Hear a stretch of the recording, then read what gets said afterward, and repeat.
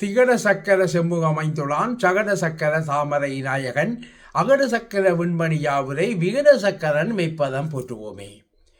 நவக்கிரகங்களின் தந்தையான பிள்ளையாரை வணங்கியும் எனது குலதெய்வமான அகிலாண்ட நாயகி வராகியம்மனின் அருளோடும் இன்றைய நிகழ்ச்சிக்குள் போவோம். வணக்கம் இனியவர்களை, உங்கள் ஜோதிடர் கண்ணன் பேசுகின்றேன். இன்று நான் எடுத்துக்கொண்ட விடயம் அதிசார குரு பெயர்ச்சி. அன்பர்களே, அதிசார குரு பெயர்ச்சி என்றால் என்ன என்று தெரிய வேண்டும் இல்லையா? முதலாவதாக, ஒரு கிரகம் தான் இருக்கின்ற இடத்தில் இருந்து அடுத்த வீட்டுக்கு முன்னோக்கி சென்று மிக வேகமாக தனது செயல்பாடுகளை எடுத்து செய்வதே அதிசாரம் எனப்படும். அந்த வகையில் அதிசார குரு பகவான் பயணிக்கும் போது தனது காரக மற்றும் ஆதிபத்திய பலன்களை ஒவ்வொரு ராசியினருக்கும் மிக்க வலுவோடும் விரைவாகவும் தருவார். அதாவது, உங்களது ராசிக்கு குரு பகவான் எத்தகையவர் என்பதை பொறுத்தும், எந்த நிலையில் கோச்சாரத்தில் தங்கியிருக்கின்றார் என்பதை பொறுத்தும், எந்த நிலையில் உங்களது ஜனன ஜாதகத்தில் தங்கியிருக்கின்றார் என்பதை பொறுத்தும் பலன்கள் நிச்சயமாக வேறுபடும் என்பதை நான் இங்கே முதலில் உங்கள் எல்லோருக்கும் தெரிவித்துக் கொள்கின்றேன். அன்பர்களே, கோசார குரு பகவான் அதிசாரமாக எதிர்வரும் 19/10/2025 முதல் 5/12/2025 வரை கடக ராசியில் தனது சொந்த நட்சத்திரமான புனர்பூசம் 4ஆம் பாதத்தில் பயணிக்கிறார். அதாவது, தமிழுக்கு ஐப்பசி 2ஆம் தேதி முதல் கார்த்திகை மாதம் 19ஆம் தேதி வரை கடக ராசியில் பயணிக்கின்றார். இதே சமயம் கோசார குரு பகவான் கடக ராசியில் அதிசாரமாக உச்சம் பெற்று நேர்கதியில் எதிர்வரும் 19/10/2025 முதல் 11/11/2025 வரை, அதாவது தமிழுக்கு ஐப்பசி 2ஆம் தேதி முதல் ஐப்பசி 25ஆம் தேதி வரை தனது சொந்த நட்சத்திரமான புனர்பூசம் 4ஆம் பாதத்தில் சரியாக 24 நாட்கள் பயணிப்பார். பின்னர் கோசார குரு பகவான் இதே கடகராசியில் அதிசாரமாக உச்ச வக்கிரகதியில் எதிர்வரும் 12/11/2025 முதல் 5/12/2025 வரை, அதாவது தமிழுக்கு ஐப்பசி 26ஆம் தேதி முதல் கார்த்திகை மாதம் 19ஆம் தேதி வரை தனது சொந்த நட்சத்திரமான புனர்பூசம் 4ஆம் பாதத்தில் சரியாக மீண்டும் 24 நாட்கள் பயணிப்பார். அதனால் இக்காலகட்டத்தில் ஒவ்வொரு ராசியினருக்கும் ஏற்படக்கூடிய பொது பலன்களை இனி பார்ப்போம்.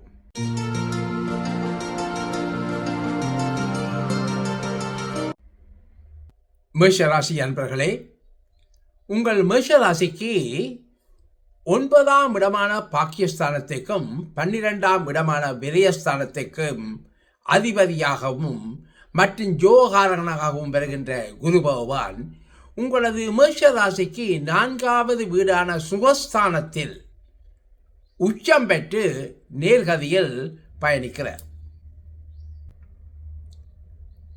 அதனால் அன்பர்களே, இந்த காலம் உங்கள் வயதுக்கேற்ப இருக்கின்ற உடல் ஆரோக்கிய குறைபாடுகளை நீக்குவதற்கான வழிமுறைகளை கையாள்வதில் மிக வேகமாக நீங்கள் செயல்படுவீர்கள். அதே சமயம் உங்களுடைய தாயாருடைய உடல் ஆரோக்கியத்திலும் மிக்க அக்கறையோடு செயல்படுவீர்கள்.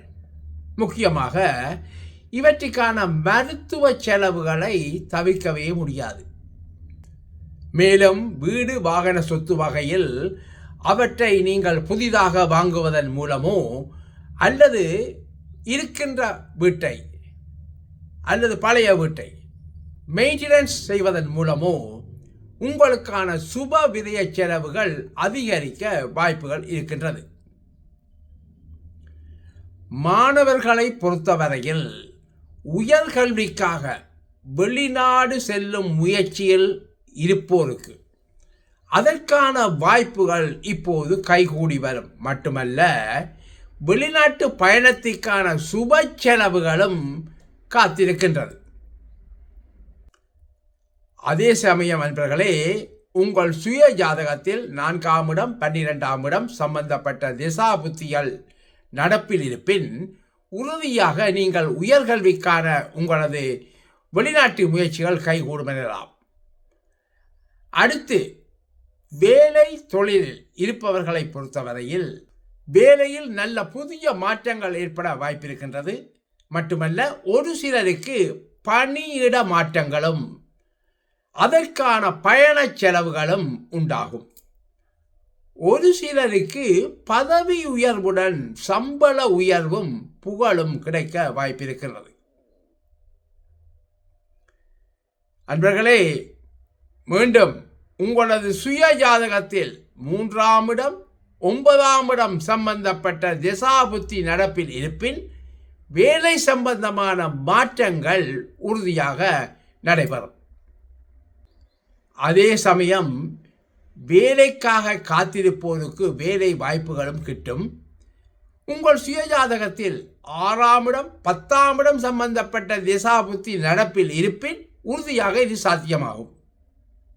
மேலும் வெளியூர், வெளிமாநிலம், வெளிநாடு சென்று பணிபுரியும் முயற்சியில் காத்திருப்போருக்கு அதற்கான வாய்ப்புகள் நிச்சயம் அமையும். மட்டுமல்ல, பயணம் சம்பந்தமான சுப செலவுகளும் உங்களுக்கு உண்டாகும்.